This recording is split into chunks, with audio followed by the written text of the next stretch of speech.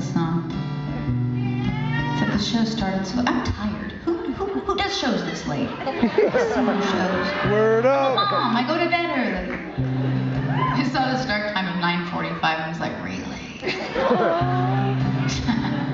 That's how rock and roll I am. I have a friend named Steve Poltz, and we wrote songs together in San Diego. And we went to Mexico on this songwriting trip, and we accidentally ended up on this drug bust. It's a whole story. We ended up we were in this town, and it was closed, and so we kind of broke into this motel, like promising to pay in the morning. And we woke up in the morning, but it was like the whole town was evacuated. There was like body snatchers or aliens came or something. Like people's belongings were in the houses, but there were just no people. It was very eerie. And so we're alone in this deserted town, wondering what the heck we're gonna do. And these four figures like come up, and we finally realize their shirts say Federale, which is cop to you. And so we asked them the obvious and pertinent question: where can we get a boat to go whale watching? And they said that we could go with them, so we get in their boat because we're smart. And it was this little skiff. It was just like a little teeny, like Boston whaler. It had two little wooden benches. And I was like, so what brings you guys here? And they're like, well, we're here on a drug bust. And I was like, what do you mean? He's like, well, it's like on a sting operation. We're here waiting, you know, to find drug smugglers. And I was like, is that dangerous? He was like, yeah, that's why we evacuated the village. And I was like, right. So every boat we passed had to identify itself. And they all did except for one, and it sped up, and we sped up, and it sped up. And pretty soon we're in a full speed chase on Mexican waters on my day off.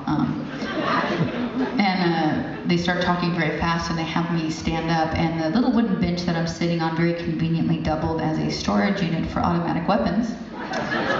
And they offered me like an AR-15. I was like, thank you, I'm trying to quit. But I will take a life vest.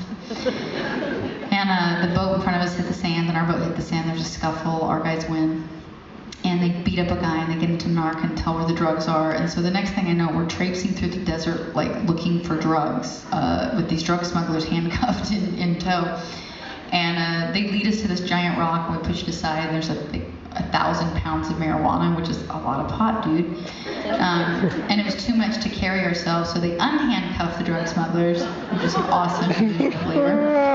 And everybody's carrying like these huge potato sacks filled with, you know, weed back to the boats. We load the boats down, and these federales have been camped out there for 6 months. This is the first action that they saw. And they were like, Jewel, you're like a good luck charm. There's gonna be a party tonight, do you wanna come? I was like, oh, I bet there is. Just throw some in the fire and everybody stand downwind. I was really paranoid, you know, because I grew up at bars and I saw like all kinds of crazy stuff happen, and I just was convinced somehow we'd end up framed or something, or the drugs would end up on us, and we'd spend the rest of our lives in like a Tijuana prison cell, and I'd spend the rest of my life defending Steve's honor because he's pretty. And I just really wanted out of there, but Steve, of course, wanted to really help unload the drugs because he's such a good Samaritan. And afterwards, we get it all up onto the beach, and this federale goes, hey Steve, you've been so helpful, would you like some? And I'm like, say no. But Steve couldn't pass it up. He's very Catholic, you know. So I think to him, he just had like this delusion where it wasn't a federale with, you know, a large hunting knife and an automatic weapon offering him contraband in a third world country with no witnesses.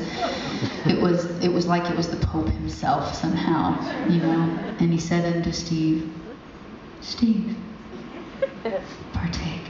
You will be forgiven.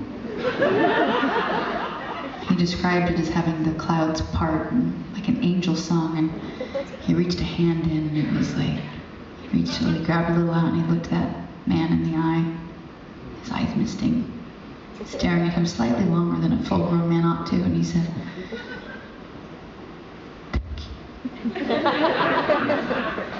and we start walking away, and the federale was like, take more. And I was like, you need a certain amount on you to be framed? Like, what exactly?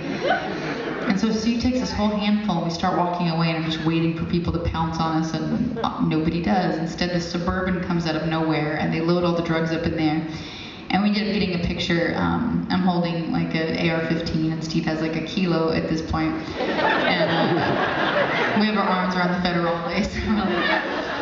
You can see it online. It's at Poltz.com, Poltz.com. You'll see a picture of me. I look 12. And so we ended up staying with the federales, and we hung out, and we wrote some songs. We wrote 3 songs. 2 of them were horrible. But one of them was good, and we were kind of bickering over it. We both had these record deals, and we were about to both make our first record. And we were trying to decide who would get this song.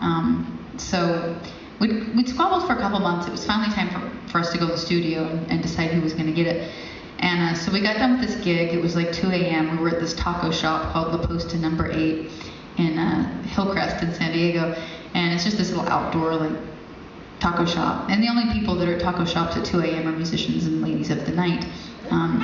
So we decided to sing each our own version to these prostitutes and let them decide who would get to sing the song. It was kind of like American Idol before American Idol, you know. It kind of had that feel to it. And I won, so I got to record it on my record, and that's how this ended up on it.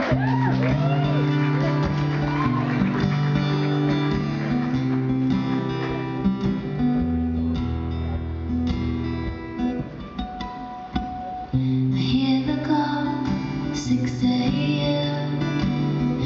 Feels so far from where I've been. I got my eggs and my pancakes too. Got the maple syrup, everything but you. I break the yolks and make a smiley face. Kinda like it in my brand new place. I wipe the spots off of the mirror. Don't leave the keys in the door. Never put wet towels on the floor anymore, 'cause dreams last so long.